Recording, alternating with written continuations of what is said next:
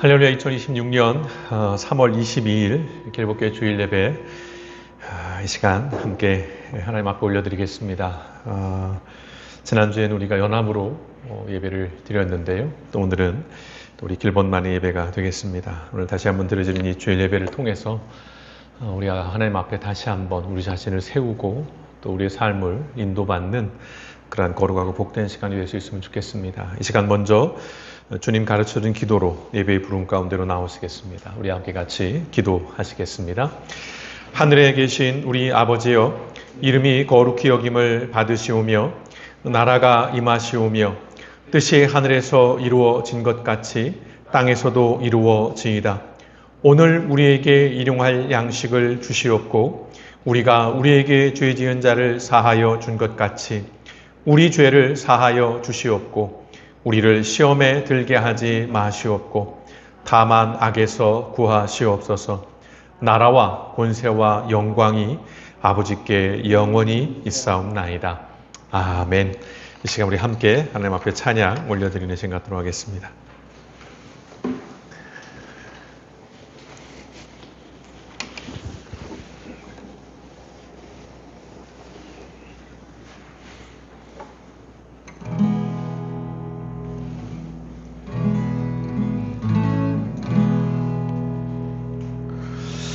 오늘 함께 나누실 찬양 조금은 어려울 수도 있을 것 같은데요. 우리가 한번 불러봤던 찬양이기도 하고 가사에 좀 더 집중하면서 이게 찬양이라기보다는 우리의 믿음의 고백으로 하나님 앞에 나아갈 수 있으면 좋겠습니다. 먼저 우리 함께 지어져가네 우리는 하나님의 자녀 함께 같이 고백하겠습니다. 우리는 하나님의 자녀 주 사랑 안에 우리 거할 때 주님 나를 사랑하신 것 같이 우리도 서로 사랑할 수 있네. 우리는 주의 몸된 교회, 우리는 주의 몸된 교회. 모든 지체가 하나 될 때 예수님의 마음을 닮아가며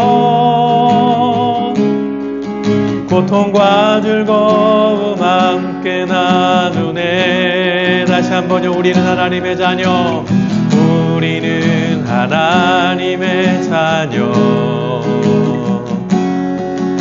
주 사랑 안에 우리 거할 때 주님 나를 사랑하신 것 같이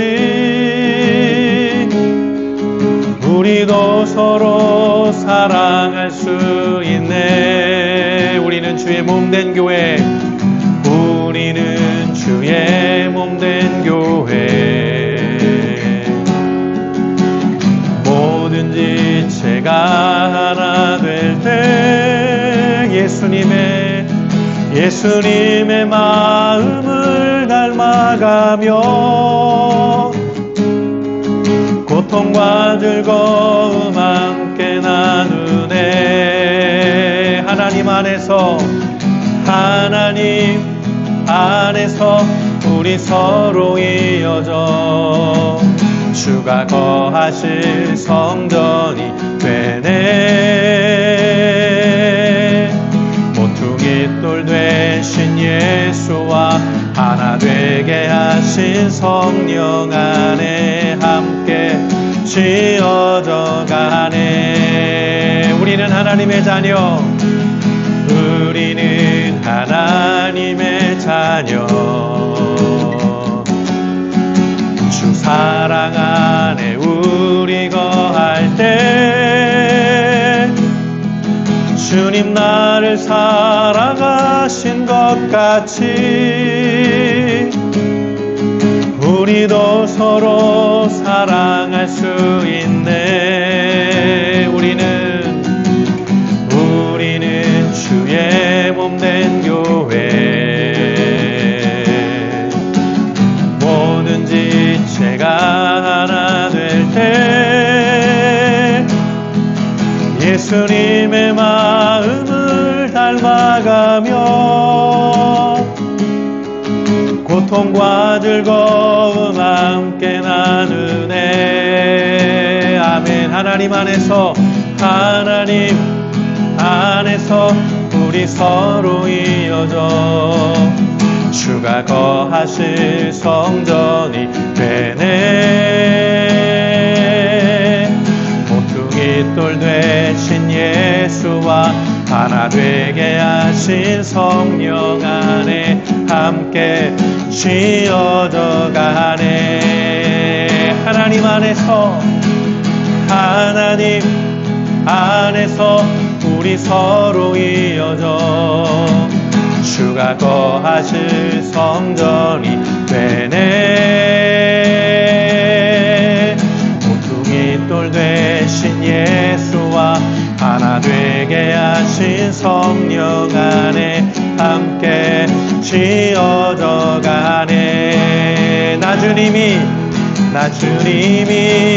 더욱 필요해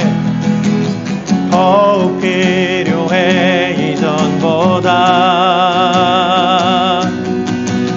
내 입술의 말보다 더욱 표현할 수 없네. 주가 필요해. 나 주님이 더욱 필요해 이전보다. 내 입술의 말보다 더욱 표현할 수 없네. 주가 필요해. 다시 한번요. 나 주님이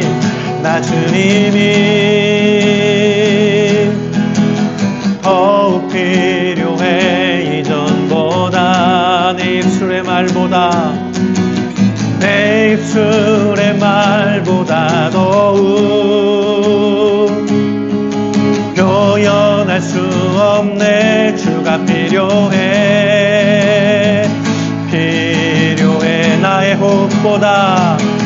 나의 호흡보다 나의 노래보다 나의 생명보다 주가 필요해.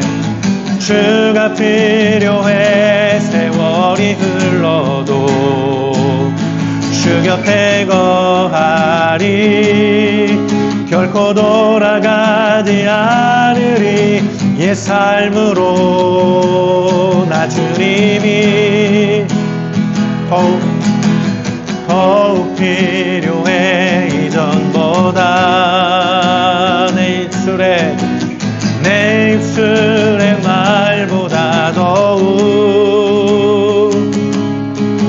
표현할 수 없네. 주가 필요해.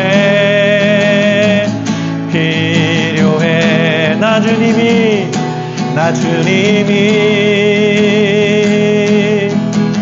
더욱 필요해 이전보다. 내 입술의 말보다 더욱 표현할 수 없네. 주가 필요해. 나 주님이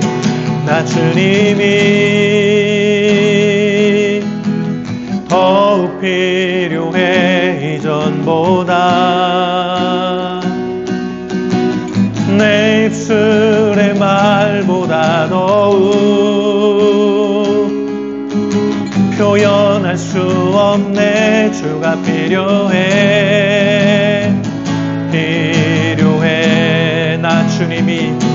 나 주님이 더욱 필요해 이전보다. 내 입술의 말보다 더욱 표현할 수 없네. 주가 필요해. 다시 한번요. 나 주님이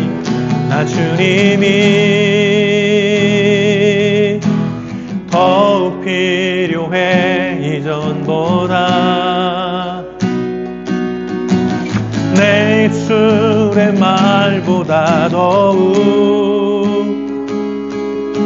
표현할 수 없네. 주가 필요해. 필요해. 나 주님이 더욱 필요해. 이전보다 내 입술의 말보다 내 입술의 말보다 더욱 표현할 수 없네. 주가 필요해. 필요해. 나 주님이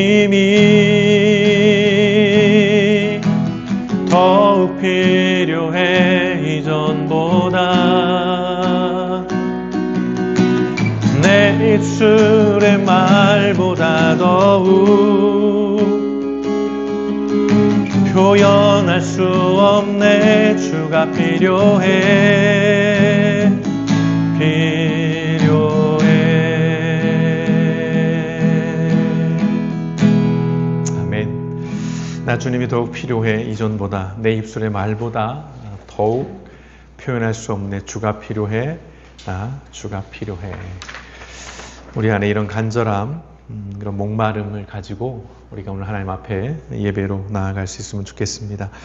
이 시간 우리를 용서하시는, 우리를 품어주시는, 우리에게 다시 한번 기회를 주시는 그 하나님 앞에 우리의 참회의 기도를 함께 같이 고백하도록 하겠습니다. 함께 기도하시겠습니다. 전능하신 하나님, 우리의 기도를 들어주옵소서. 우리의 육체는 연약하고 영혼은 목마릅니다. 삶의 무게에 눌려 하나님을 제대로 바라보지 못하고 욕심에 이끌려 말씀을 온전히 살아내지 못했습니다. 전쟁으로 죽어가는 귀한 생명을 무감하게 바라봤습니다. 울음과 탄식 속에도 우리는 무정했습니다. 다른 이들의 고통과 아픔에 무심했습니다. 마땅한 분노와 슬픔과 탄식을 드러내지 못했습니다. 그런 우리를 용서해 주옵소서. 무뎌지고 무감해진 마음을 새롭게 하셔서 하나님 아버지의 마음으로 살아가게 하옵소서. 예수 그리스도의 이름으로 기도드립니다. 아멘.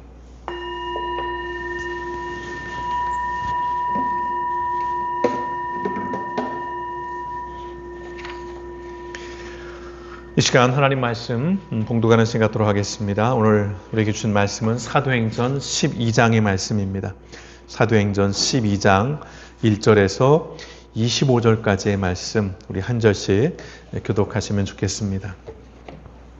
사도행전 12장 1절에서 25절까지의 말씀입니다. 1절입니다. 그때 헤로도 왕이 손을 들어 교회 중에서 몇 사람을 해하려 하여 유대인들이 이 일을 기뻐하는 것을 보고 베드로도 잡으려 할새 때는 무교절 기간이라.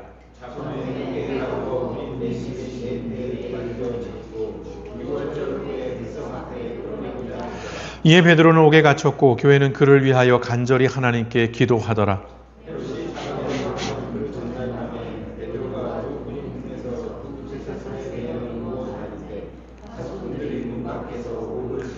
호련히 주의 사자가 나타나매 옥중에 광채가 빛나며 또 베드로의 옆구리를 쳐 깨워 이르되 급히 일어나라 하니 쇠사슬이 그 손에서 벗어지더라.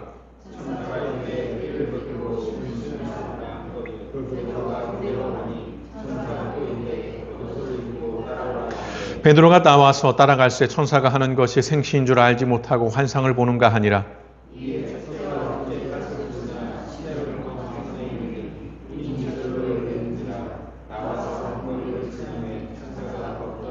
이에 베드로가 정신이 들어 이르되 내가 이제야 참으로 주께서 그의 천사를 보내어 나를 헤롯의 손과 유대 백성의 모든 기대에서 벗어나게 하신 줄 알겠노라 하여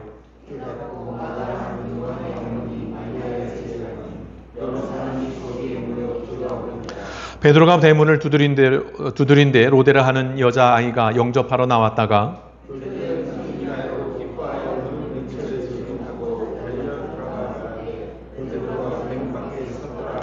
그들이 말하되 네가 미쳤다 하나 여자아이는 힘써 말하되 참말이라 하니 그들이 말하되 그러면 그의 천사라 하더라.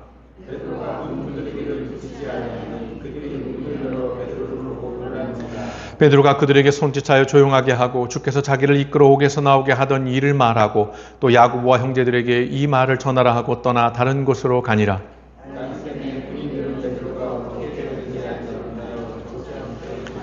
헤롯이 그를 찾아도 보지 못하며 파수꾼들을 신문하고 죽이라 명하니라. 헤롯이 유대를 떠나 가이사랴로 내려가서 머무니라.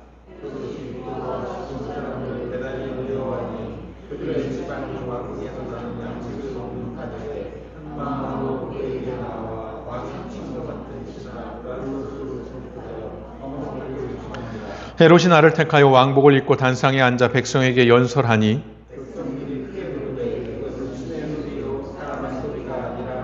헤롯이 영광을 하나님께 돌리지 아니하므로 주의 사자가 곧 친히 벌레에게 먹혀 죽으니라. 함께 읽습니다. 바나바와 사울이 부조하는 일을 마치고 마가라 하는 요한을 데리고 예루살렘에서 돌아오니라.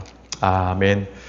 고맙고 감사하신 아버지 하나님, 우리에게 지난 한 주간 우리에게 하루하루 또 생명을 주시고 호흡을 주셔서 또 우리가 진멸되지 아니하고 하나님의 은혜 가운데 살았음을 고백합니다. 오늘 주일 우리가 주의 전에 나와 하나님 앞에 예배할 때에 이곳 가운데 임재해 주셔서 이곳을 거룩하게 하시고 우리의 마음과 생각을 새롭게 하시고 정화시켜 주시어서 우리 화해 아버지 하는 죄된 마음들이 있지만 그럼에도 하나님을 향한 그 간절한 마음과 그 갈망과 갈급함을 가지고 하나님께 날마다 긍휼을 얻고 은혜를 얻어 힘입어 살아가는 거룩한 백성 될 수 있도록 하나님 오늘 예배 가운데 우리와 함께하여 주시옵소서.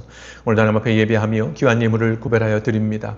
어렵고 힘든 시절을 살아가는 하나님의 백성들이 간절함을 담고 또 아버지 하나님 감사를 담아 하나님 앞에 올려드렸사오니 드려진 예물마다 하나님이 기뻐 받으시고 그 쓰임을 온전케 하시고 하나님께 합당한 예물이 되어질 수 있도록 하늘의 복을 넘치도록 부어주시고 교회를 지키시며 또한 모든 성도들의 직장, 가정, 사업장 가운데 하나님께서 함께 하셔서 이번 한 주간도 하나님의 은혜 속에 든든히 살아가는 복된 나날들이 될 수 있도록 하나님께서 함께하여 주시옵소서. 잠시 말씀을 묵상합니다. 사도행전 말씀을 통해서 오늘 우리가 무엇을 하나님 앞에 고백하고 무엇을 깨닫고 또 어떠한 삶을 결단해야 할지 성령 하나님의 음성에 세밀하게 귀 기울여 나아가는 묵상의 시간이 될 수 있도록 하나님께서 우리를 이끌어 주시옵소서. 모든 말씀 을권하신 예수님의 이름으로 감사하며 기도드렸습니다. 아멘. 우리 주신 말씀으로 잠시 묵상하는 시간 갖도록 하겠습니다.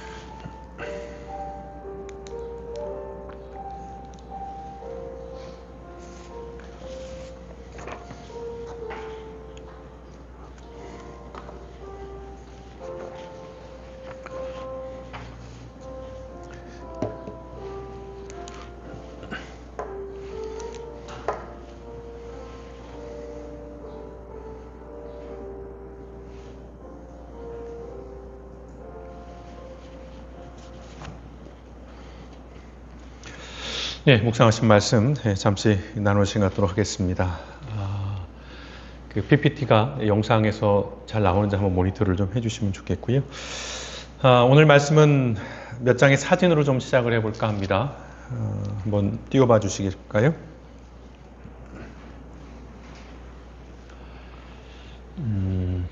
잘 안 보이시죠, 사진이? 불을 잠깐 껐다가 켜볼까요? 사진 보는 부분에서는.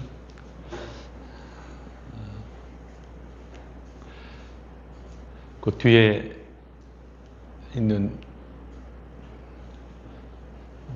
조금 좀 나아지셨나요? 네. 예, 뭐 이 정도로만 해볼까요? 다음, 예, 조금 낫네요. 네. 저는 안 보여도 괜찮습니다. 네.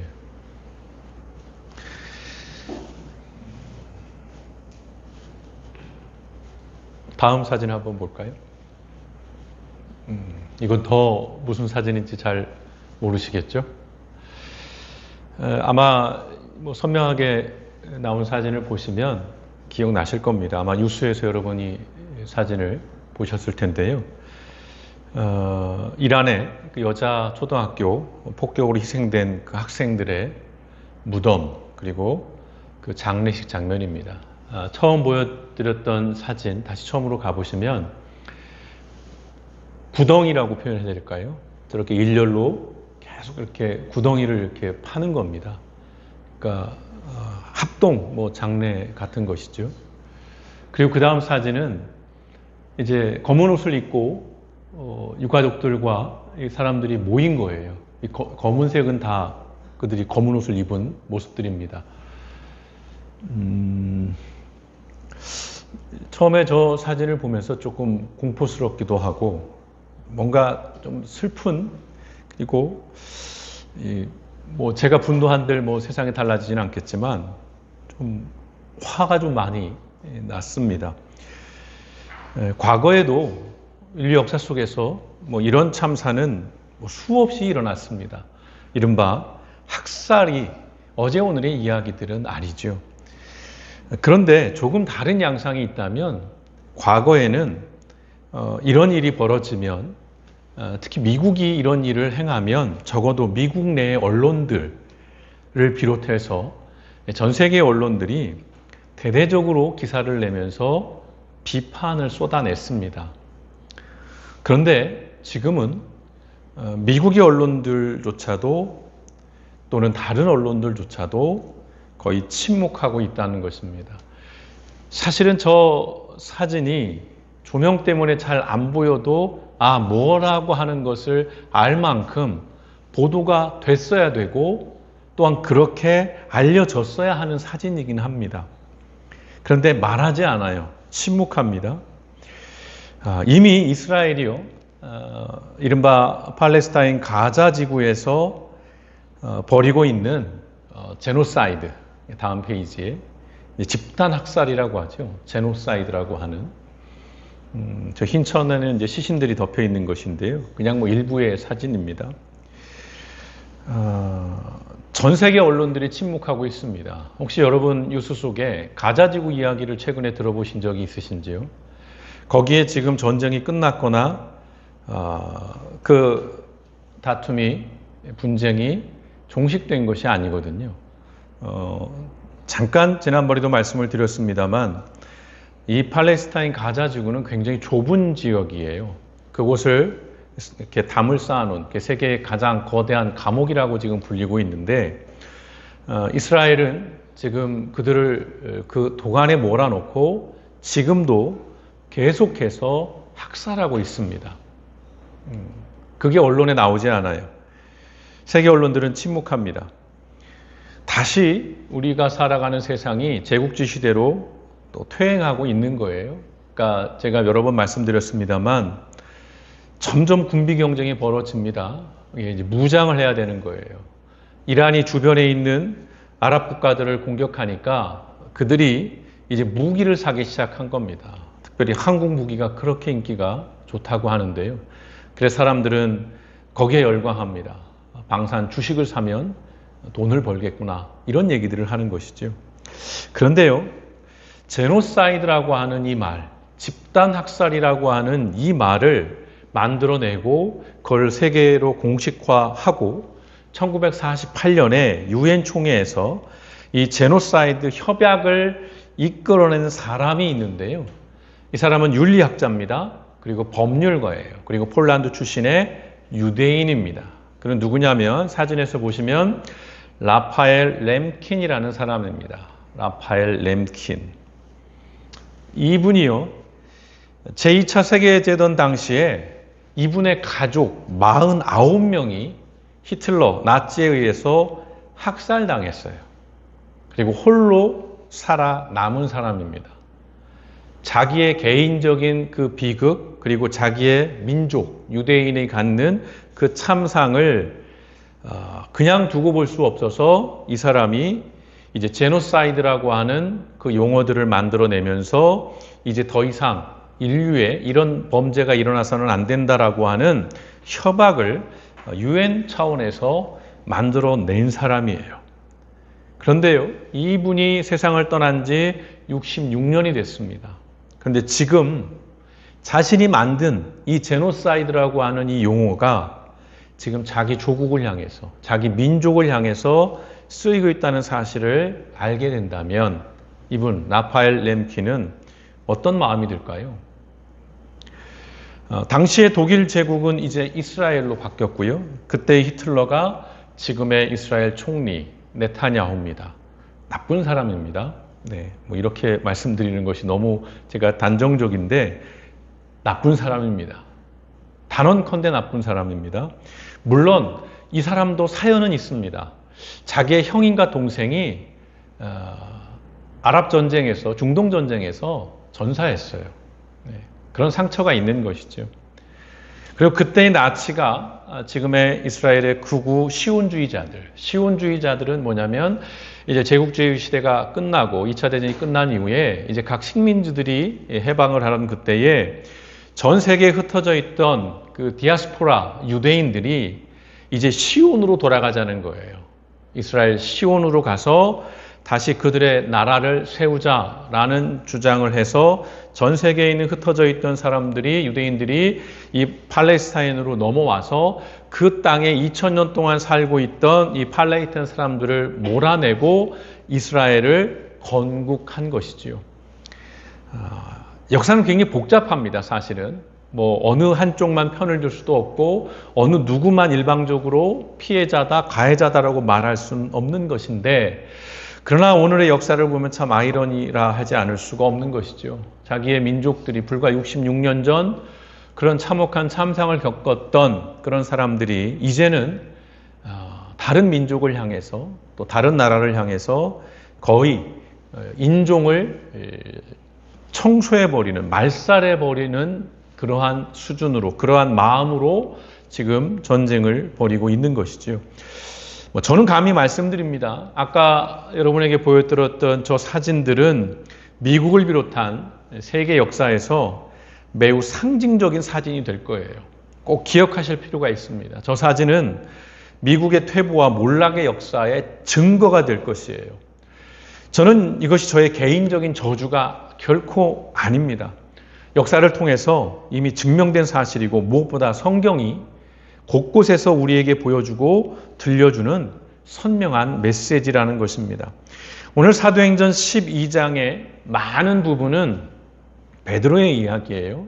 베드로가 감옥에 갇혀 있다가 어떤 초자연적인 하나님의 능력으로 이제 풀려나는 이야기가 주의 말씀인데, 근데 그 말씀 후반에 굉장히 의미 있는 말씀이 있습니다. 물론 이 말씀은 이제 1절부터 시작되는 말씀과 연결이 되는 것인데, 오늘 사도행전 12장은 전체적으로 본다면 정의롭지도 선하지도 않은 권력이, 그리고 자신의 욕망, 오만에 사로잡힌 권력자가 어떤 결말을 맞이하는지를 분명하게 보여주는 말씀입니다. 우리는 반드시 이 사실적 역사, 제가 역사적 사실이라고 말씀드리지 않았습니다.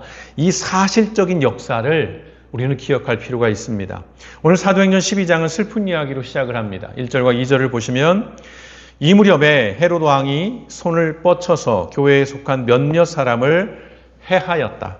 그는 먼저 요한과 형제간인 야고보를 칼로 죽였다라는 말씀으로 시작합니다.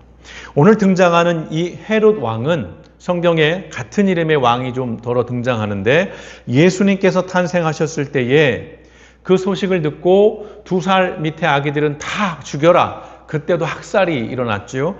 그 학살을 명한 헤롯 대왕의 손자예요.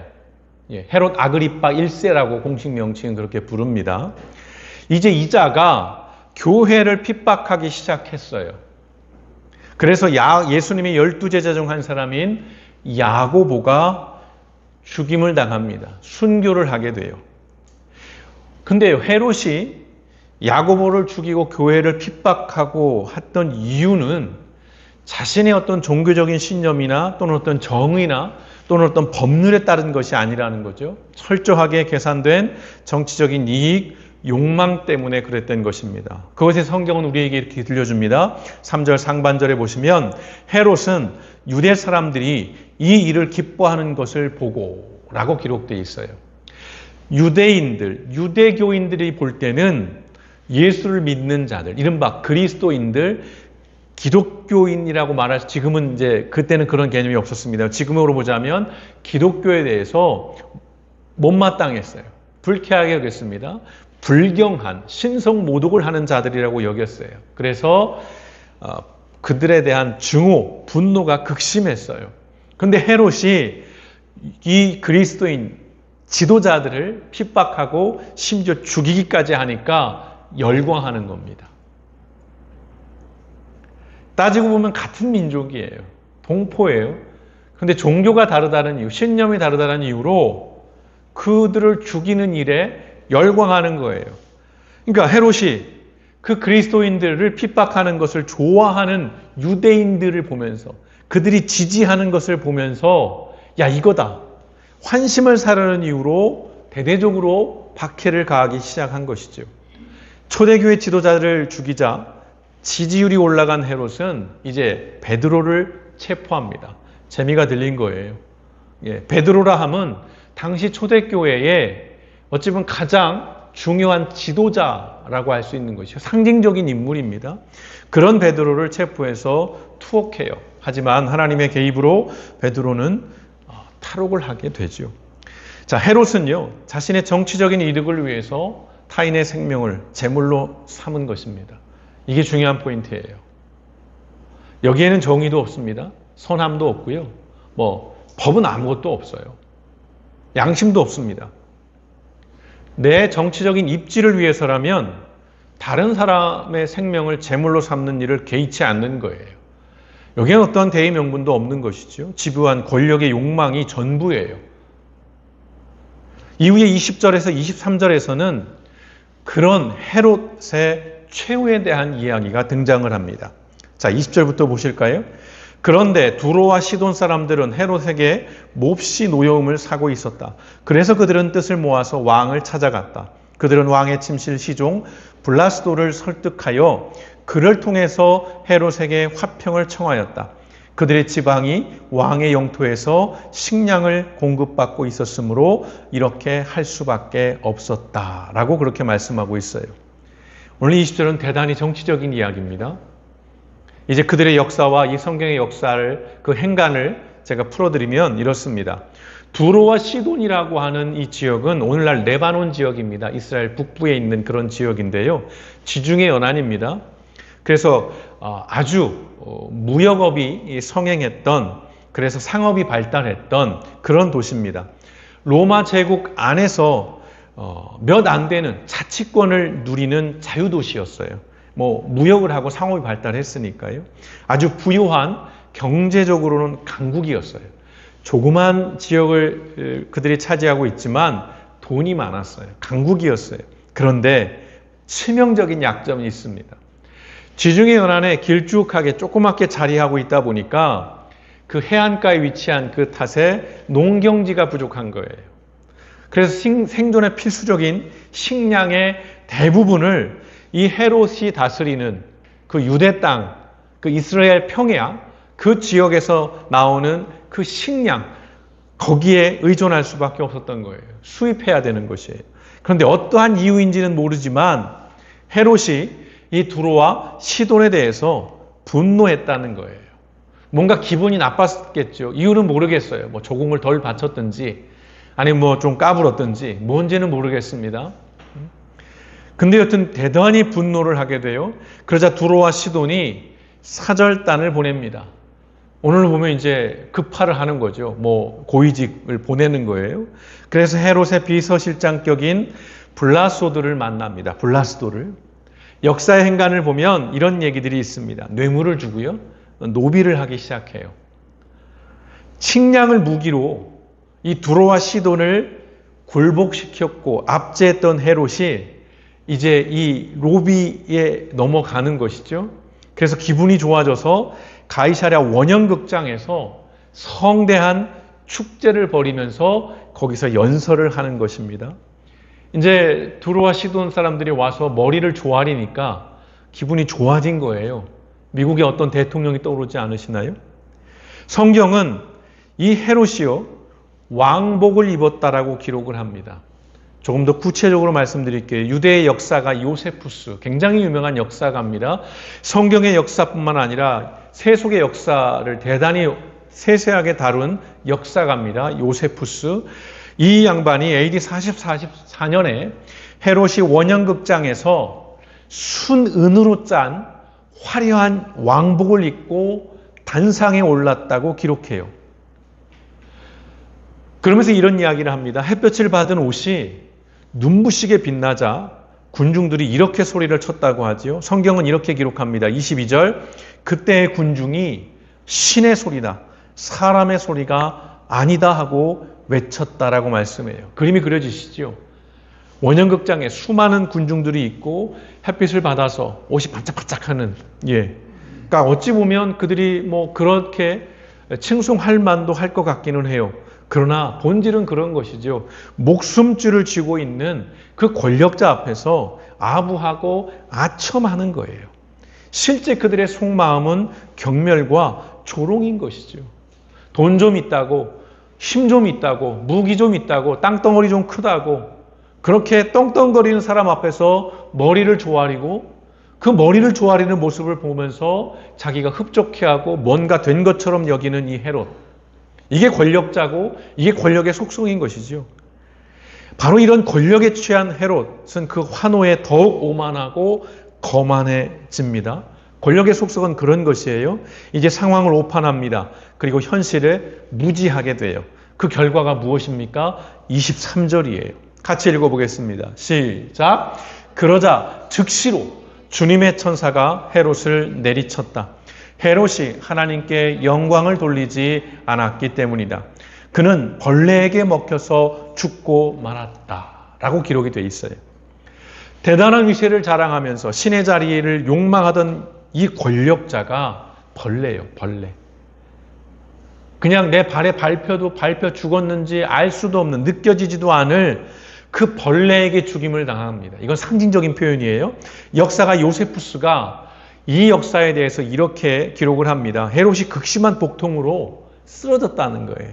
내장이 썩는 고통을 겪다가 5일 만에 죽었다라고 기록해요. 그거는 성경은 상징적으로 벌레라고 표현을 하면서 벌레에게 죽임을 당했다라고 표현을 하는 것입니다. 생명을 경시하고 폭력과 교만으로 쌓아 올린 바벨탑은요, 반드시 하나님의 공의로운 심판 앞에서 허망하게 무너진다는 것을 보여주는 것입니다. 이것이 성경과 역사가 들려주는 오만한 권력의 최후예요. 근데 이건 권력자의 얘기만은 아닌 거예요. 오늘 헤롯이 사람들이 막 신이라고 자기를 추앙하고 칭송할 때에 그것을 하나님께로 돌리지 못하고 자기 스스로를 빛나게 하고 자기를 영광스럽게 만든 그것으로 인해서 심판을 받았다면 오늘 우리 아무런 권력도 없고 힘도 없는 우리 또한 우리의 삶을 우리가 이루는 크고 작은 어떠한 것들 또는 우리가 가진 크고 작은 어떠한 그 무엇이든 그것이 내게로부터 시작됐고 나로부터 얻어진 것이다라고 주장한다면 이와 같은 하나님의 심판에서 누구도 자유롭지 못할 것이라는 말씀입니다. 이건 헤롯에 대한 개인적인 저주나 헤롯과 같은 어떠한 대단한 자들의 특정 지어진 하나님의 심판의 메시지가 아니라 모든 사람, 모든 이들을 향한 하나님의 준엄한 말씀이라는 것입니다. 이란 초등학교, 특별히 여자 초등학교입니다. 그 폭격으로 175명, 공식적으로는 그렇습니다만 알 수가 없어요. 직격탄을 맞았거든요. 영상을 보시면 토마호크 미사일이 그 건물을 그대로 가격해버립니다. 그러니까 모든 게 다 분해돼 버린, 시신이라도 찾았을 수 있을까요? 더군다나 그 아이들인데, 작은 그 아이들이 그 시신이 온전하게 있었겠어요? 몇 명이 죽었는지 알 수도 없는 그런 겁니다. 이 참사가 일어났을 때에 이 참사의 책임자였던 트럼프는요, 아무 반응을 하지 않았어요. 언급을 하지 않았습니다. 그러다가 며칠 있다가 기자들이 따져 물으니까 겨우 한다는 말이 이란의 오폭이라는 거예요. 이란이 자기들 스스로 벌인 일이라는 그런 거짓말을 합니다. 모든 전문가들이 말합니다. 토마호크를 사용하는 나라는 미국뿐입니다. 그런데요, 그 아이들의 죽음에 침묵했던 이 트럼프가요, 이스라엘이 이란의 정유시설을 파괴했습니다. 이것도 조금 된 얘기예요. 이제 더 직접적인 타격을 현재 가하고 있습니다. 전쟁이 더 커질 것 같기는 한데요. 정유시설을 건드리니까 트럼프가 화를 냈어요. 분노했습니다. 언론 앞에 나와가지고. 이유는 뭐였을까요? 그럼 원유 가격이 오르니까요. 국제 유가가 오르니까요. 그럼 미국에서 자기의 민심이, 지지도가 떨어지니까요. 지금 미국 1갤런에 5달러, 6달러가 넘어가고 있다고 합니다. 우리의 체감은 어떤지 모르겠지만 제가 미국 갔을 때만 해도요, 친구들이 그런 얘기를 하더라고요. 야, 여기는 이 가스가, 이 오일이 물보다 싸. 그런 얘기를 하더라고요. 그만큼 흔했던, 그렇게 풍족하게 살던 미국인데 지금 사람들이 기름값에 신경 쓰기 시작한 거예요. 트럼프는 거기에 마음이 걸린 거예요. 자기가 지지를 잃을까 봐. 원유값이 오를 것에 대해서 분노한 거예요. 어린 생명들의 죽음 앞에서는 뻔뻔하게 침묵하던 자가 돈 앞에서는, 권력 유지를 위한 그 앞에서는 분노한 거예요. 네타냐후 총리는 가자 지구에서 학살을 하는 것도 모자라서요, 트럼프를 꼬드겨서 지금 이란을 파괴하고 있는 것입니다. 그런데 여러분 불편하게 여기지 않았으면 좋겠어요. 제가 이란을 옹호하는 게 아닙니다. 이란은 독재 정권이 맞고요. 이란은 분명히 거기는 정권이 바뀌어야 되는 게 맞습니다. 거기도 국민들을 포괄적으로 통치를 하고요. 스포츠인들이 국제대회에 나가서 제대로 애국가를 부르지 않았다는 이유로 처형하고 학살합니다. 그리고 이 전쟁이 일어나기 전에 시위들이 있었어요. 경제난이 심해지니까 먹고 살기 어렵다고 시위를 벌였는데 군을 동원해서 수천 명을 죽여버린 그런 나라예요. 이렇게 표현을 뭐합니다만 이란도 쓰레기입니다. 만만치 않은 나쁜 나라예요. 그런데 이거 있어요. 이란이 그런 나라라고 해서 지금 미국이나 이스라엘이 이런 식의 불법적인 전쟁을 자행해도 된다? 그것이 정당하다? 지지할 수는 없는 거예요. 댓글들을 보면 그런 얘기들을 많이 해요. 잘한다. 이란도 쓸어버리라. 이런 얘기예요. 그리고 북한도 쓸어버리자. 이런 얘기를 합니다. 그럴 수 있으면 얼마나 좋겠어요. 그럴 수 있으면 얼마나 좋겠어요. 이란이 얼마나 큰 나라인지 굳이 말씀드리지 않겠습니다. 이스라엘이 얼마나 작은 나라인지 말씀드리지 않을게요. 이게 규모로 되는 것도 아니에요. 전쟁이 간단한 것도 아닙니다. 북한을 쓸어버리겠다고요? 그럼 그 사람들 가만히 앉아있나요? 같이 죽는 겁니다. 서울에 핵 한 방만 와보십시오. 우리가 승리한들 그 승리가 무슨 의미가 있겠어요?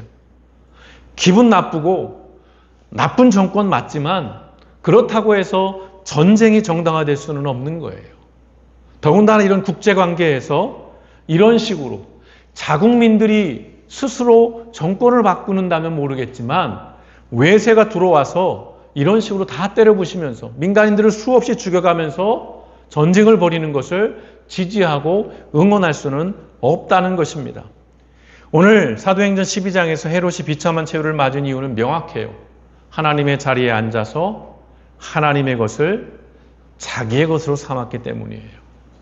좀 더 설명을 드리겠습니다. 사람을 사람으로 대하지 않고요. 수단과 도구로 삼았기 때문이에요. 이런 자들은 심판을 받습니다. 왜 그럴까요? 왜라는 질문을 드리기도 참 그렇습니다만 사람을 사람으로 대하지 않는 자들은요. 하나님을 하나님으로 여기지 않습니다. 지금 전직 대통령이 감옥에 가 있습니다. 그분이 감옥에서 소식을 전하고 있어요. 목소리를 내고 있어요. 근데 어떤 목소리를 내시는지 아십니까?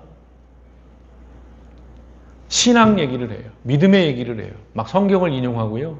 자기가 지금 핍박을 받고 있고 고난을 받고 있지만 하나님께서 이것들을 능히 이기게 하실 것이라고 말하고 있어요.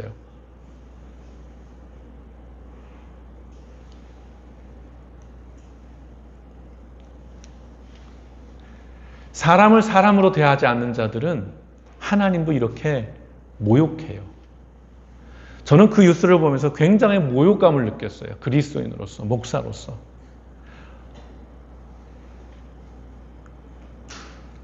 하나님을 두려워한다면 사람을 사람으로 대할 수밖에 없는 거예요. 왜요? 하나님이 지으신 자들이잖아요. 하나님의 형상을 가진 자들이잖아요. 이익을 위해서 타인의 생명을 제물로 삼는 자는 심판을 받습니다. 왜요? 하나님께서 귀하게 여기시는 것을 무시했기 때문에. 하나님께서는 생명을 귀하게 여기십니다. 천하보다 귀한 한 생명이라고 하시잖아요. 생명을 무시하는 자는요, 그래서 필연적으로 하나님도 무시해요. 그 구체적인 말씀을 드릴게요. 지난 3월 5일 자신의 치부를 감추고 권력을 연장하기 위해서 더러운 전쟁을 벌인 트럼프에게 미국의 복음주의자 지도자들, 목사들입니다. 사진을 좀 띄워주실까요? 백악관으로 갔습니다. 한 20명 정도 넘는 인원이 간 것 같아요.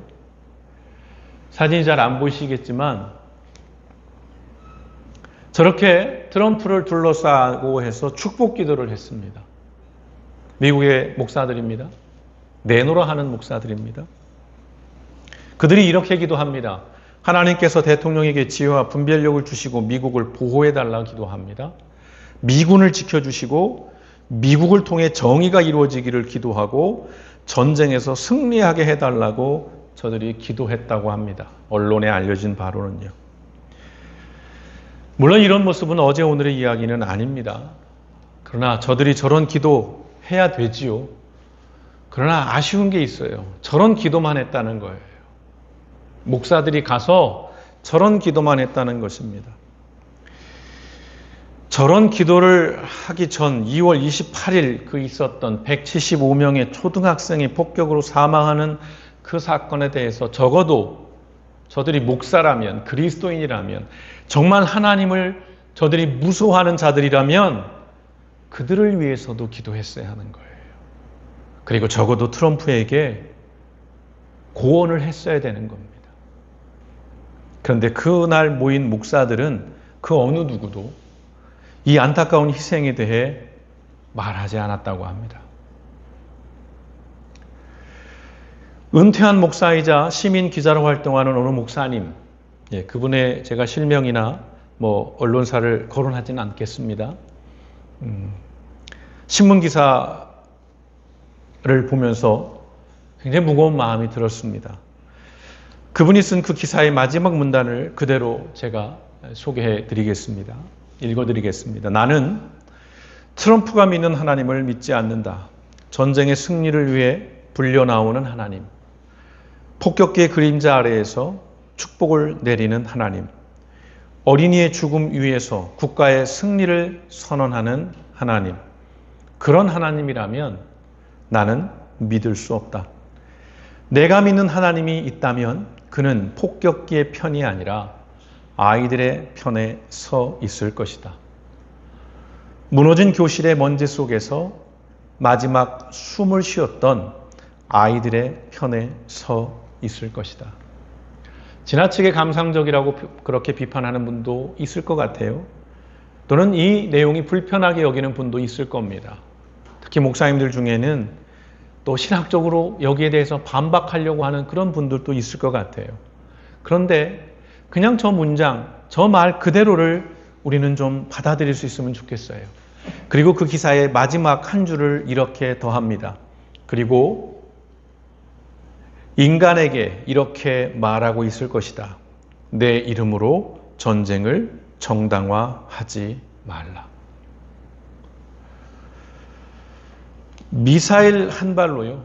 군인도 정치인도 아닌 175명의 어린 생명의 희생에 대해서 침묵하고 대신 대량 살상 무기 이야기를 하고 국제 유가 이야기를 하고 주식에 대한 이야기를 하고 선거에 관한 이야기만 한다면 그들은 지도자일 수 없습니다. 그들은 정치인일 수도 없고요. 그런 자들은 목사도 아니고 기독교인일 수도 없다는 것입니다. 무엇보다 사람일 수 없다는 것입니다. 하나님의 정의와 공의를 자신의 이익과 욕망을 위한 도구로 사용하는 바로 이 은빛 옷을 입은 자, 반짝거리는 옷을 입고 그가 가진 권력을 자신의 이익을 위해서 함부로 휘둘러대는 이 헤롯과 같은 자들이 오늘 우리 세상에 너무나도 많다는 것이고요. 우리 안에도 이러한 욕망들이 있는 것입니다. 언제도 말씀드렸죠. 우리는 언제나 갑이 되기도 하고 을이 되기도 하는 거예요. 누군가 밑에서 비굴해지면서 또는 누군가에 굉장히 거만해지는 그런 비열함들이 우리 안에 있어요. 꼭 대단한 일국의 대통령이 아니더라도 왕이 아니더라도 평범한 우리들에게는 이러한 죄성이 너무도 강력하게 있습니다. 내가 조금만 위에 서면 어떻게든 고개를 빳빳이 들고 이 사람들 앞에서 갑질을 하고자 하는 마음들이 우리 안에 있다는 것입니다. 모두 은빛 옷을 입은 자들이에요. 또는 은빛 옷을 입고자 하는 그 욕망을 가진 자들이라는 것입니다. 그러나 이 은빛 옷을 입은 자들은 하나님 앞에 심판받는다는 것. 오늘 우리는 이것을 무서운 마음으로 준엄하게 기억해야 할 줄 믿습니다. 바라기는 속히 전쟁이 그쳤으면 좋겠습니다. 그것이 꼭 이란 이스라엘의 전쟁만이 아니라 곳곳에 일어나고 있는 그러한 전쟁들, 무기를 사재끼고 사람들을 위해 써야 할 돈을 사람을 죽이기 위한 그 무기, 도구를 사는데 점점 더 이 열과 과열되고 있는 이 현실을 우리가 하나님 앞에 두려운 마음으로 엎드려 기도해야 할 것입니다. 그래서 더 이상의 안타까운 희생이 없기를 우리는 기도하고, 누가 되었든 무엇이 되었든 전쟁은 불안한 평화보다도 못한 것입니다. 결코 어떠한 일이 있어도 전쟁이 일어날 수는 없는 거예요. 전쟁의 속성은 그 안에 욕망이 있는 거거든요. 거룩한 전쟁 없습니다. 그건 허위고 위선이고 그럴듯한 명분이고 하나님을 팔아먹는 우상숭배 그 이상 그 이하도 아닌, 그리고 신성모독일 뿐인 그들의 논리라는 것입니다. 오늘 사도행전 12장 이 헤롯 아그리파 1세의 그 비참한 상징적인 그의 몰락을 우리가 바라보면서 더 이상 은빛 옷을 입은 자들 앞에 열광하거나 그들 앞에 분별 없이 권력을 쥐어주거나 그들 앞에 분별 없이 우리가 하나님의 이름으로 그들을 격려하고 그들을 축복하고 그들을 독려하는 그런 어리석은, 똑같은 은빛 옷을 입은 자와 같은 그러한 어리석은 삶을 살아가지 않는 저와 여러분, 우리 길법교회 모든 성도들 되시기를 주님의 이름으로 축원드립니다.